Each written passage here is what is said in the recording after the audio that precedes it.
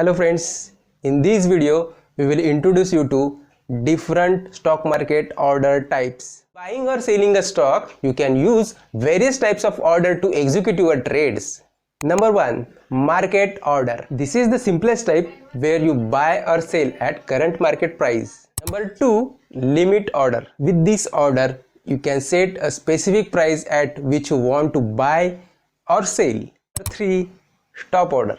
This order is used to trigger a market order when a stock reaches certain price.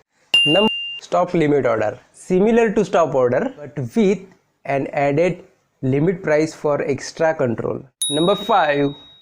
Trailing stop order. This order adjusts a stop price as the stock price moves in your favor.